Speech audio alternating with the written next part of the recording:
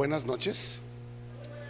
En esta ocasión compartimos una enseñanza que titulamos La total dependencia del Espíritu Santo.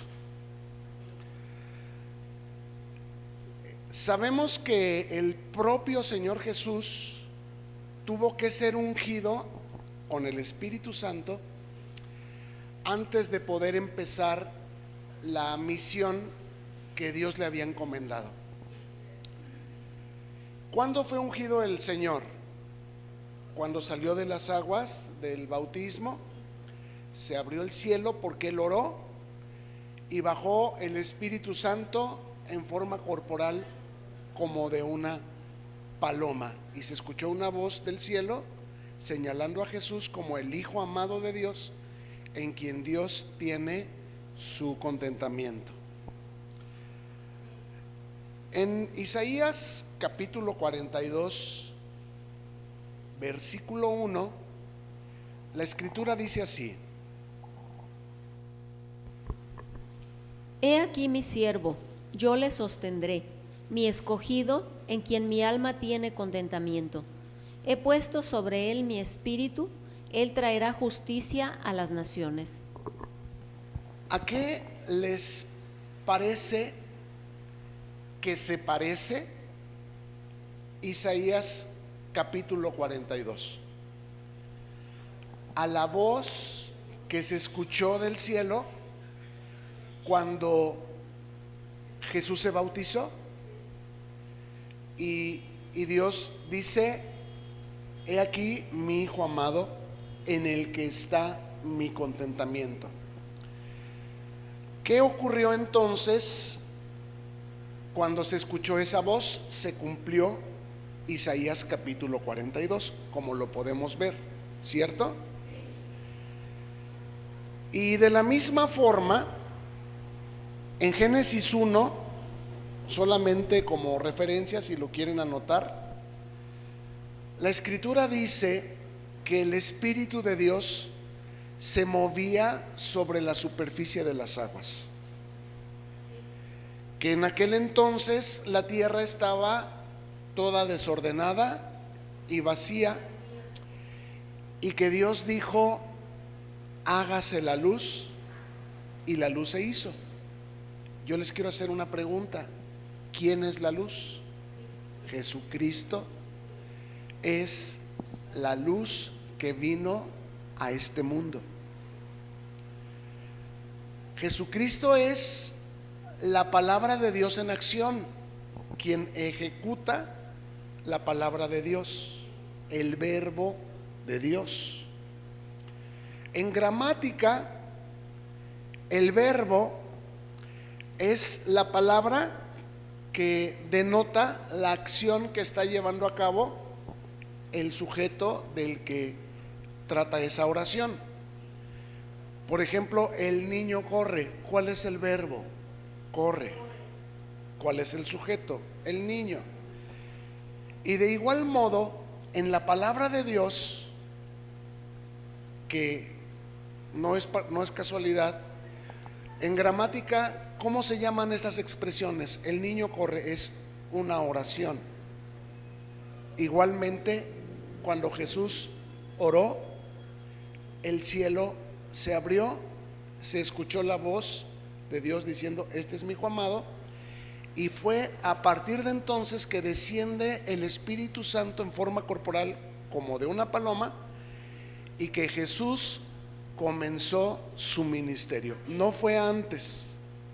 El propio Hijo de Dios, siendo Dios en sí mismo, necesitó ser ungido por el Espíritu Santo para poder iniciar su ministerio. ¿Alguien está de acuerdo conmigo? ¿De dónde salió Jesús el día que Juan lo bautizó? Del agua. El agua en la Biblia tiene dos acepciones. Número uno, normalmente lo entendemos como la palabra de Dios, ¿cierto? Jesús dijo a sus discípulos: ustedes están limpios por la palabra que yo les he hablado. Entonces, la palabra, ¿qué hace con nosotros? nos limpia. Pero la segunda acepción es menos conocida o frecuentada por nosotros. El agua o el mar, las aguas del mar se refieren también a las naciones, a las muchas naciones. Y lo vamos a confirmar en Apocalipsis capítulo 17, verso 15, que dice de esta manera: Me dijo también: las aguas que has visto donde la ramera se sienta son pueblos, muchedumbres, naciones y lenguas.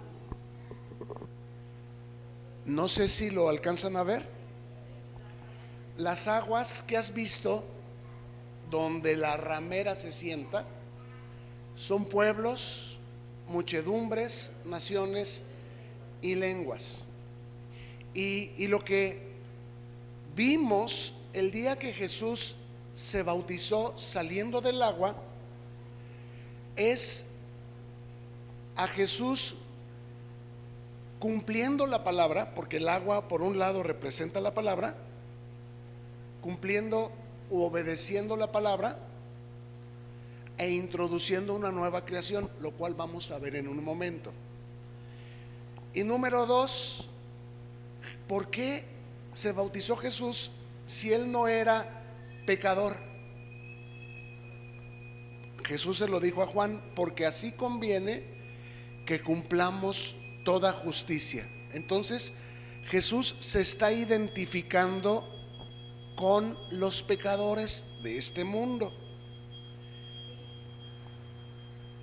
Bautízame, le había dicho a Juan, porque así conviene que cumplamos toda justicia. Y justicia significa obedecer a Dios. Fíjese lo que estamos aprendiendo hoy. Jesucristo es el verbo que ejecuta la palabra de Dios, es decir, el que obedece.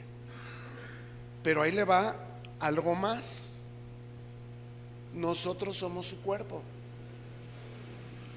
y por el Espíritu con el que Él fue ungido, nosotros también estamos aquí para obedecer la palabra de Dios. Antes no podíamos, porque la carne no puede agradar a Dios, no puede someterse a Dios. Nos proponíamos ya no enojarnos, ya no embriagarnos, ya no pecar de esta manera o de esta otra, pero recaíamos y los caidazos eran peores. Como está escrito, el estado postrer de aquel hombre era peor que al principio.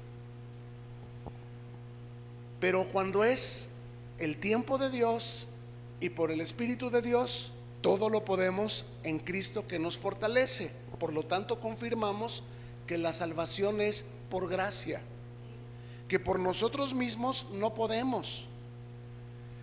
Y no es por obras, porque antes, si un día no pecabas de esta manera o de esta otra, creías que tenías méritos y que para el domingo podías faltar, porque toda la semana no habías dicho mentiras, no habías dicho groserías, no te habías enojado. Entonces yo creo que puedo faltar este domingo. Y hacía uno sus propios votos de justicia, entre comillas, sus negociaciones con Dios. Señor, no voy a ir a la iglesia para ver el partido o para ver el final de mi serie o de la novela, porque es el domingo y justamente es ahora, porque ya sabes que el diablo muerde el carcañar de los creyentes y a veces no somos capaces de pisarle la cabeza, pero como queremos ese chancecito, esa oportunidad, ese permiso, pues le pagamos a Dios de otra manera. Le mando mi diezmo al pastor, no voy a ir a la iglesia, pero mando la comida. Si sabe de lo que estoy hablando. ¿Y a Dios le gusta esa ofrenda o preferiría la obediencia? Dios prefiere esa ofrenda con la obediencia. Por eso dice: si en el camino te acuerdas que tu hermano tiene algo contra ti, llévate tu ofrenda. No, dice, deja la ofrenda en el altar y ve y ponte de acuerdo con tu hermano. Y entonces ven.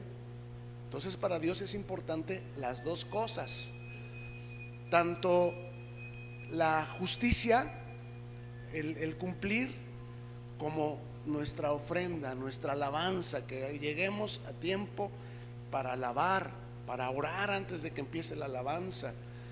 Todas estas cosas son parte de una saludable vida cristiana que no va a ser posible por más que yo les insista. Lleguen temprano para que oren, no lleguen a platicar, pónganse a orar, para que participen de toda la alabanza, para que después estemos ya nuestros espíritus dispuestos para recibir la palabra. No me van a entender, o si me entienden no van a poderlo cumplir. ¿Por qué? Porque tiene que ser del Espíritu.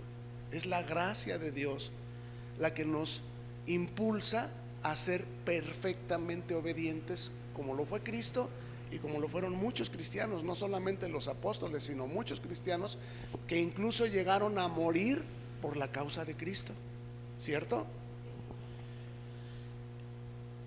En Marcos capítulo 1, versículos del 9 al 11, encontramos la escena de la que estamos hablando en esta ocasión. Marcos capítulo 1, versos del 9 al 11. Aconteció en aquellos días que Jesús vino de Nazaret de Galilea y fue bautizado por Juan en el Jordán. Y luego, cuando subía del agua, vio abrirse los cielos y al Espíritu como paloma que descendía sobre él. Y vino una voz de los cielos que decía: Tú eres mi Hijo amado, en ti tengo complacencia. Como podemos apreciar, ni siquiera el propio Señor Jesús, siendo Dios en sí mismo, el Hijo de Dios, engendrado por el Espíritu Santo, ni siquiera el propio Señor Jesús hizo o pudo hacer lo que vino a hacer sin la ayuda del Espíritu Santo. Y nosotros salimos a trabajar, a la escuela, a llevar los hijos, a visitar nuestros familiares en el hospital, en la cárcel, a hacer lo que tengamos que hacer, muchas veces sin oración. ¿Y cuál es la consecuencia? Vidas en derrota, vidas en las que nos sorprende una situación, un barbaján que te echa pleito, un asaltante, se te perdió el dinero, una enfermedad, a lo mejor no tuya, de alguien, y estamos que decimos: ¿y tú, Dios? ¿Por qué no me ayudas? ¿Dónde estás? Y Dios puede decir lo mismo de nosotros: ¿y dónde estabas tú cuando yo te estaba esperando en la oración esta mañana? Por decirte algo. Pero repito, sin la gracia de Dios esto es imposible. Aunque yo se los explique, voy a terminar como Jesús, crucificado por los pecadores. ¿Por qué lo crucificaron? Por decirles que sirvan al reino de Dios, que busquen el reino de Dios y su justicia. Ya va a empezar el pastor otra vez, con que hay que llegar temprano, con que hay que participar de toda la alabanza, con que no lleguemos a platicar, que lleguemos a hacer oración, ni que no tuviéramos problemas. Ya va a empezar. Y cuando tú predicas el reino de Dios, pues alguien se va a enojar y te va a salir en el camino y te va a echar bronca y te van a querer robar cosas, se te van a perder, se te van a descomponer, te van a pasar accidentes. ¿Por qué? Porque alguien está francamente enojado contra ti. Y tú vas a decir: ¿y por qué permites, Dios, si yo soy fiel, que me pasen estas cosas? Porque tú eres mi Hijo amado y en ti está mi contentamiento. Ser cristiano es ser aborrecidos del mundo, no ser preferidos, ni pásenle acá adelante a la fila. A veces creemos que el cristianismo es así, que si tú te conviertes se van a acabar tus problemas, y vas a tener como que cierta preferencia, pero lo que la Biblia dice es que es exactamente al contrario. Cuando Jesús salió del agua y fue lleno del Espíritu Santo, el Espíritu Santo lo llevó a celebrar a Cancún, a Las Vegas, a París, a Tokio, al desierto, a celebrar o a enfrentar adversidad. ¿Quién me dice cuál es la traducción del nombre de Satanás? Adversidad, adversario. Fue a enfrentar a Satanás. Entonces, si el propio Hijo de Dios requirió la llenura del Espíritu Santo, ¿cómo tentamos al Señor pretendiendo iniciar nuestros días sin la unción, sin haber sido empapados del Espíritu Santo? ¿Me voy explicando? De ahí el título que pusimos a nuestra enseñanza de esta noche: la total dependencia del Espíritu Santo. En Lucas capítulo 3, verso 21, encontramos que la Escritura dice de esta forma: Aconteció que cuando todo el pueblo se bautizaba, también Jesús fue bautizado, y orando el cielo se abrió. Un detalle que Marcos no mostró, que es lo que tenemos en pantalla, es el momento preciso en el que el cielo se abrió. Usted ve aquí en Marcos que cuando Jesús subía del agua, vio abrirse los cielos. Pero lo que Lucas muestra es que cuando Jesús oró, es cuando el cielo se abrió. Entonces, si tú quieres cielos abiertos, no salgas sin orar. No intentes, sobre todo un asunto difícil, sin orar. Que el cielo se abra y que Dios vaya contigo. Porque si nomás te echas salivita en las orejas y en el nombre de Jesús y vas y enfrentas, te expones a que te pase como aquellos exorcistas ambulantes que en el nombre de Jesús, el que predicaba Pablo, estaban tratando de echar fuera demonios. Y los demonios, volviéndose a ellos, dijeron: sabemos quién es Jesús y también sabemos quién es Pablo, pero tú quién eres. Y les pusieron una tunda que no quieres saber. Hay muchas derrotas porque damos por hecho que es la voluntad de Dios, que es la soberanía de Dios, que Dios está con nosotros, y ahí vamos como el borras. Lo mismo le pasó a la nación de Israel, que porque ya habían tomado Jericó, dijeron: no, y ahora sí Dios está con nosotros. Y seguía tomar una aldea pequeña que se llamaba Ai. ¿Alguien se acuerda de qué es lo que les pasó en Ai? Los hicieron decir ay, ay, ay, ay. Perdieron, les ocasionaron una gran mortandad. ¿Por qué? Porque no oraron antes de ir. Entonces, la dependencia del Espíritu Santo, en todos los ejemplos que les estoy mencionando, fue determinante y fue preponderante, fue indispensable. Y hasta el propio Señor Jesús no inició su ministerio y no salía, no empezaba su día sin haber estado gran parte de la noche orando. ¿Se acuerdan ustedes? ¿Acaso somos mayores que Jesús?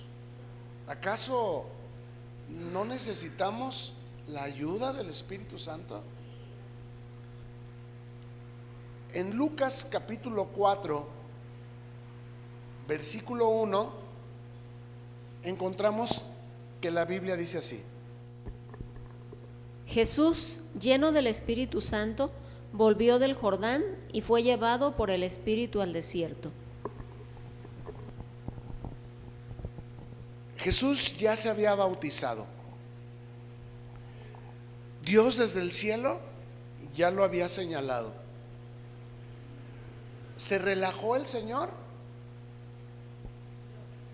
¿Comenzó a tener una vida así como gorda en tobogán, fácil, sin dificultades, sin obstáculos?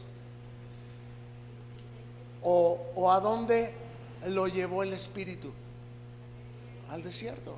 Yo pensaría que porque vine temprano, porque oré, porque participé de toda la alabanza de todo mi corazón, hasta me hinqué y lloré y aplaudí y dancé, y porque escuché la palabra y tomé notas y al final oré y me identifiqué con la palabra, pues ahora sí me va a ir bien toda esta semana. Yo pensaría que porque por ser el primer viernes del mes y participé de la mesa del Señor, ya todo este mes que sigue me va a ir bien porque ya participé de la mesa del Señor.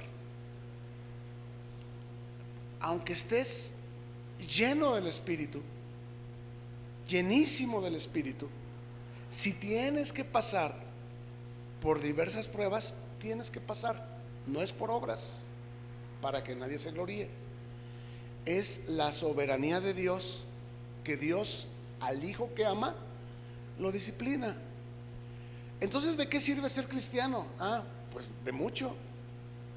Porque para empezar, no vamos a terminar en el infierno, número uno. Y número dos, otros, con lo que nos pasa a nosotros, se desmoronan todititos, se desmoralizan. Y nosotros sabemos que Dios sabe lo que está haciendo. Y en lugar de preguntarnos ¿por qué? ¿Qué es lo que preguntamos? ¿Para qué? ¿A dónde me lleva esto? Dios tiene una gloria mayor, ¿cierto? Jesús había ayunado, o fue al ayuno más bien, de 40 días para llenarse del Espíritu y comenzar por fin su ministerio. ¿Qué dicen ustedes? Va de nuevo. Jesús fue al ayuno de 40 días para llenarse del Espíritu y comenzar por fin su ministerio. ¿Sí o no? No. ¿Por qué? Porque ya estaba lleno. Porque estaba lleno, fue al ayuno de 40 días.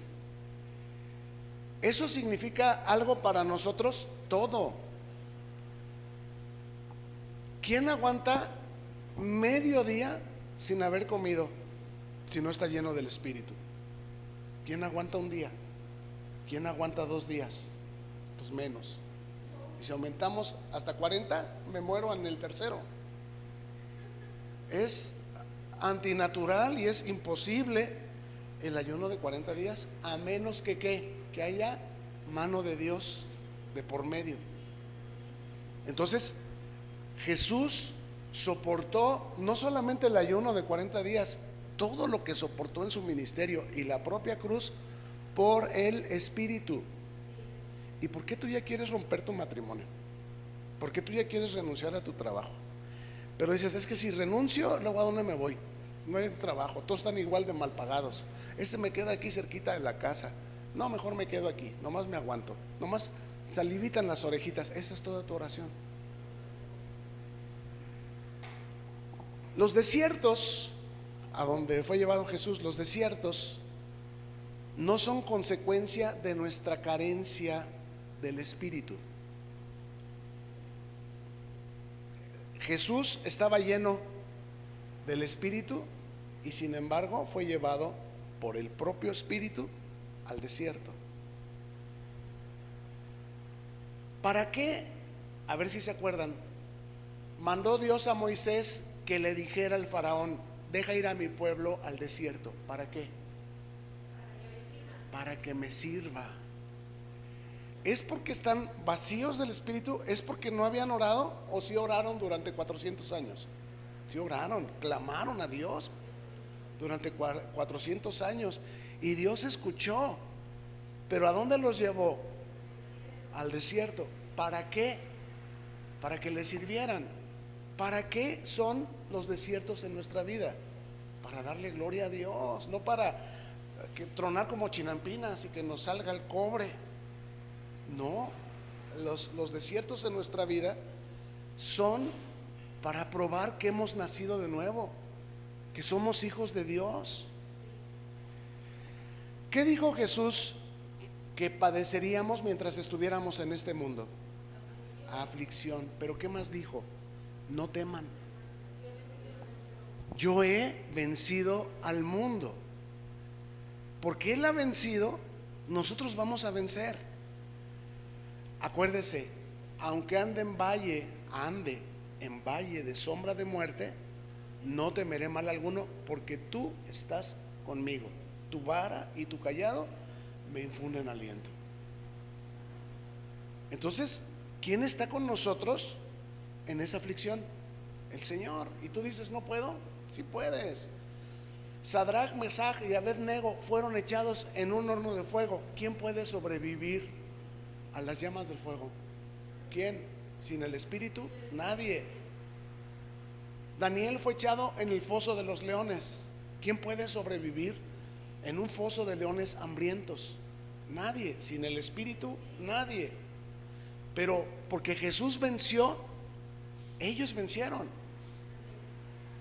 Y Dios no hace acepción de personas. Dios es el mismo ayer, hoy y por los siglos.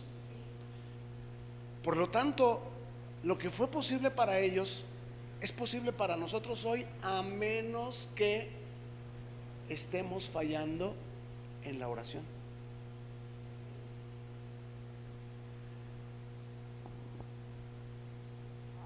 No debemos pretender una vida color de rosa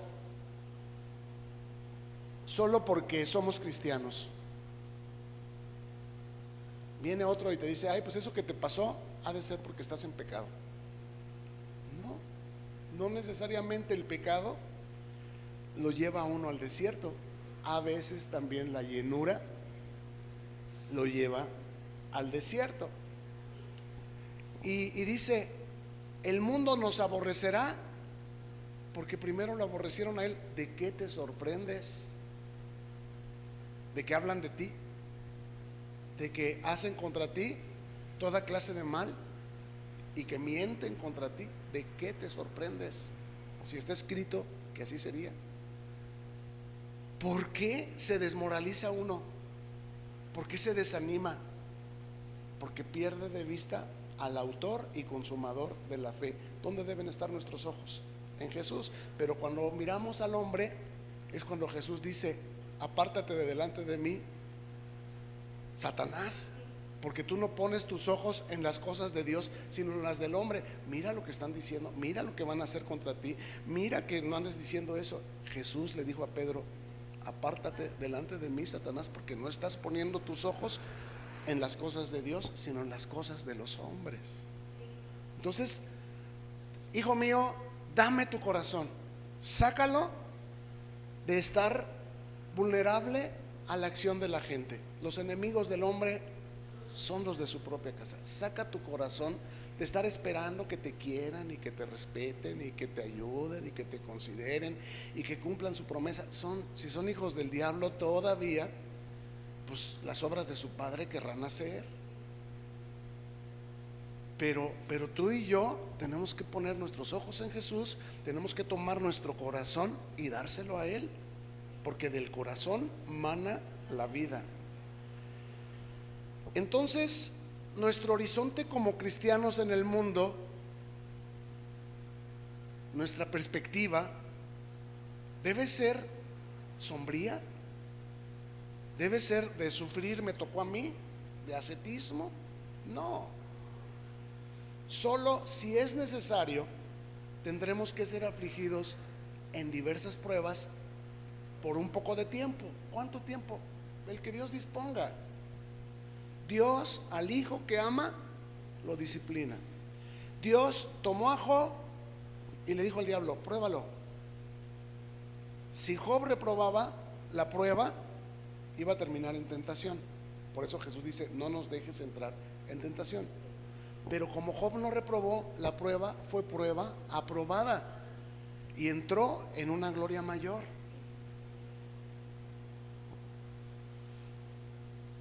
Entonces, debemos tener cuidado que los padecimientos no sean por malhechores. Eso es lo único.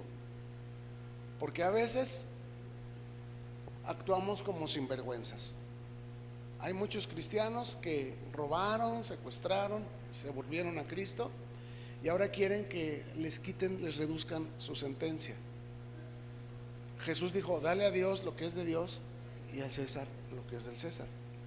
Y hay otros que quieren que su deuda de tarjeta con el banco o con Coppel se las perdonen. No, negocia, ve y habla con ellos, dile: debo no niego, pago no tengo, pero quiero arreglarme con ustedes. Y Dios suplirá cuando tú actúes honestamente, cuando tú des la cara, no cuando tú te escondas. Todo lo puedes en Cristo que te fortalece. Haz el árbol bueno desde su raíz. Dejemos esa costumbre de decirle a los hijos: dile que no estoy, o no hagas ruido, no hagas ruido, vienen a cobrarme y no tengo para pagar. No hagan ruido, dejen que se vaya. Y ahí tienes a tus hijos y hasta el perro todos asustados y amordazados para que no hagamos ruido.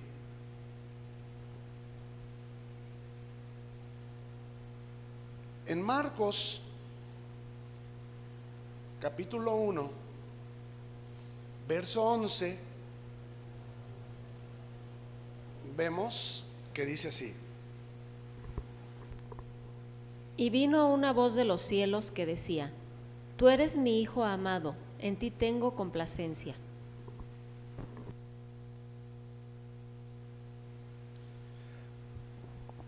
Pregunta: después de que se oyó esta voz, son dos cosas. Uno, que Jesús obedeció y enseñó a Juan a obedecer, bautizándolo. Y número dos, Jesús oró. Nosotros tenemos que ir al trabajo, pero haber orado. Nosotros tenemos que empezar nuestra reunión, pero haber orado. Tenemos que empezar la alabanza, pero haber orado. Tenemos que ir a hacer nuestros pagos, pero ¿qué? Haber orado, porque no sabemos qué de mal dará de sí el día. No sabemos si va a haber un asaltante, si va a haber un accidente, si va a haber un barbaján. Y que Dios nos dé la unción para actuar con sabiduría y sensatez, con inteligencia, con prudencia. Porque si Él quiere, vamos a ser probados para ver si nos asustamos, si maldecimos, si amenazamos, si nos peleamos. Él quiere mostrarnos a nosotros qué tanto realmente Cristo se ha formado en nosotros. Y en lugar de ver las hazañas del diablo, ay, es que todo esto está muy violento, todo esto está muy mojado, todo esto está inundado, todo esto está muy caro. Debemos ver las hazañas de Dios en nosotros, que no nos preocupamos, que no nos asustamos, que no nos enojamos. Ah, caray, yo veía a mi marido y estaba tranquilo. Es más, yo me sentí alterada, pero él me dijo: cálmate. Yo antes lo veía a él que se alebrestaba. Yo antes me daba miedo que pasaran este tipo de cosas, porque, hijo, se parecía todo lo puedo en Cristo que me fortalece, y más bienaventurado es dar que recibir. Pero le doy gracias a Dios que veo a Cristo que ha crecido en esta persona. Eso es lo que Dios quiere al permitir que vengan diversas pruebas que te sorprenden, pero sí te van a sorprender, y sí se te va a salir una grosería, porque la sorpresa, el diablo ataca de manera sorpresiva, y de repente vas a decir: ay, caray, se te va a salir una mala palabra. Pero si estás lleno, no se te va a salir, aunque sea sorpresivo, aunque sea injusto, aunque sea exasperante. ¿Cuántas veces decimos: ¿y por qué no le contesté? ¿Por qué no le dije? Pues porque el Señor me cedó, el Señor me dio sabiduría. No me va a ladrar un perro, me voy a poner en cuatro patas y le voy a ladrar yo también. ¿Quién va a ganar esa pelea? Pregúntenle a Dylan. ¿Quién va a ganar esa pelea? El perro. Entonces, tal y como las tres personas de la Trinidad vimos que estuvieron involucradas en la obra de la creación, del mismo modo lo están las tres personas de la deidad en la obra de nuestra redención. La gracia del Señor Jesucristo, el amor del Padre y la comunión del Espíritu Santo están siempre con nosotros. Dios nos preserva, Dios nos da el crecimiento y se manifiesta cuando oramos y obedecemos. Cuando fui a cumplir mis deberes, ahí iba yo bien contento manejando mi cochecito y de repente sale un barbaján. ¿Cómo reaccioné? Pues yo no puedo saber si realmente la palabra ha fructificado en mí si no soy probado. Ahí está la prueba. Take it easy, paciente, controlado. ¿Este tipo era así? No, les aseguro que no. La situación se prestaba para defenderse, para actuar y buscar justicia. Señor oficial, por favor, venga y ayúdenos. Sí,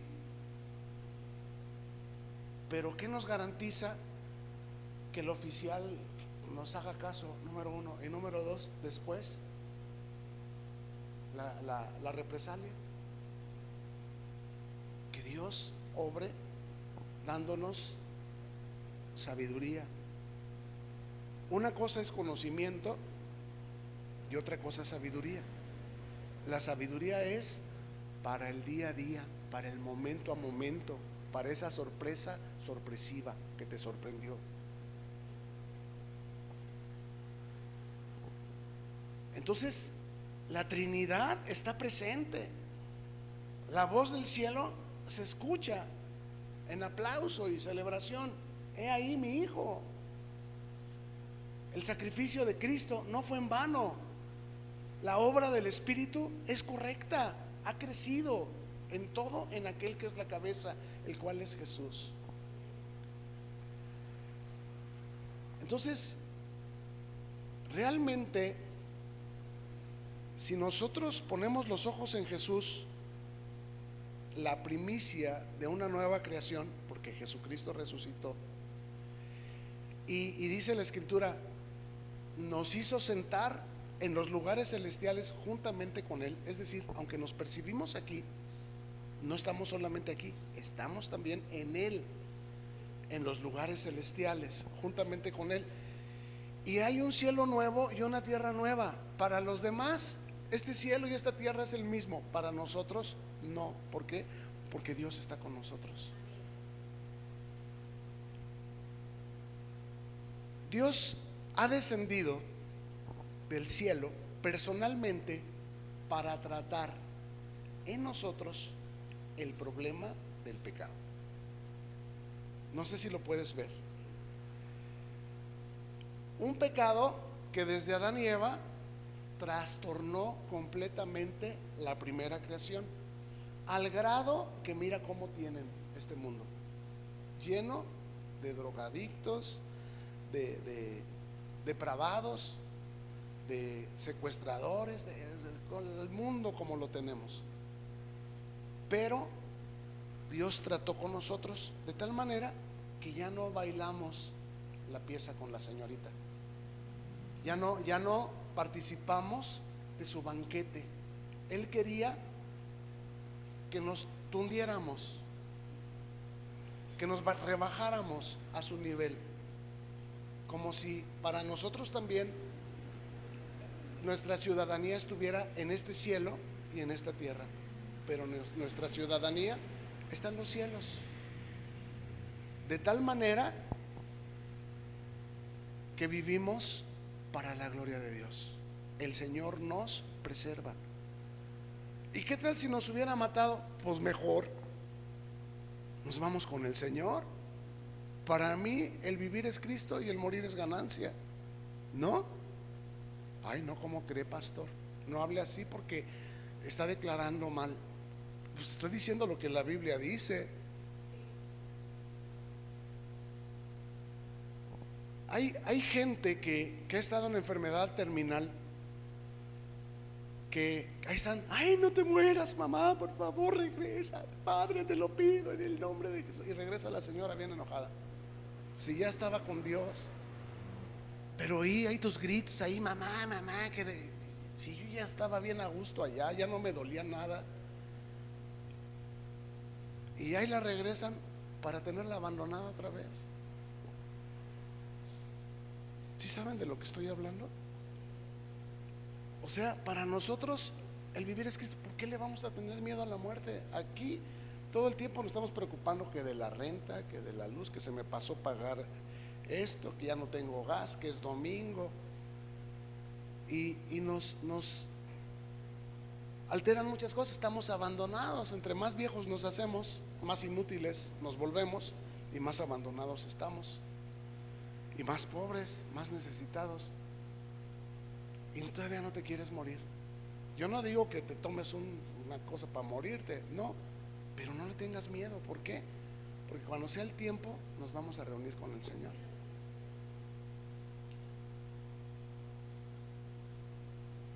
En Lucas capítulo 4 verso 14 dice: Y Jesús volvió en el poder del Espíritu a Galilea, y se difundió su fama por toda la tierra de alrededor. ¿En algún momento ven a Jesús separado del Espíritu? Pero creíamos que era porque Él es Dios, ¿no? Pero hoy estamos viendo que aunque Él es Dios, ¿a quién tenía que depender? ¿De quién tenía que depender? Del Espíritu. Y aquí vemos que su fama se difundió por toda Galilea. Igualmente, nuestra mala fama va a ser cambiada por una buena fama cuando estemos llenos plenamente del Espíritu. No vamos a poder ver pecadores arrepentirse de verdad y venir a Cristo sin nosotros estar llenos de la unción del Espíritu Santo. Y para estar llenos de esa unción, porque decimos: ay, nadie se quiere convertir, ¿qué nos falta? Unción, llenura, oración. Necesitamos depender del Espíritu Santo. Nosotros damos por hecho muchas cosas y atendemos muchos asuntos sin haber orado, y mucho menos buscamos la dirección de Dios en muchas de los compromisos que adquirimos. Y cuando no nos salen bien, le llamamos al Dios bombero que venga y que apague por favor aquel incendio, cuando desde el principio ni siquiera lo consultamos. Nomás hicimos las cosas en el nombre de Jesús con salivita en las orejitas. Creíamos que eso era ser cristiano. Terminamos por favor con Marcos capítulo 1 versos 12 y 13. Y luego el Espíritu le impulsó al desierto, y estuvo allí en el desierto 40 días, y era tentado por Satanás, y estaba con las fieras, y los ángeles le servían. Usted se dio cuenta hace ratito que Lucas nos mostró una parte del evento que Marcos no había señalado, que cuando Jesús oró se abrió el cielo. Y del mismo modo, ahora Marcos nos enseña algo que ninguno de los otros evangelistas menciona: que Jesús era tentado por Satanás, todos lo mencionan; que estuvo ahí 40 días, todos lo mencionan; que los ángeles le servían, todos lo mencionan; pero que estaba con las fieras, solamente Marcos lo menciona. ¿Pero por qué lo menciona? Porque el evangelio de Marcos estaba dirigido ¿a quiénes? A los romanos. Y los cristianos en Roma estaban siendo echados ¿a dónde? A las fieras.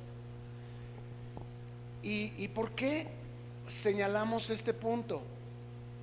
Porque tú estás enfrentando tus fieras.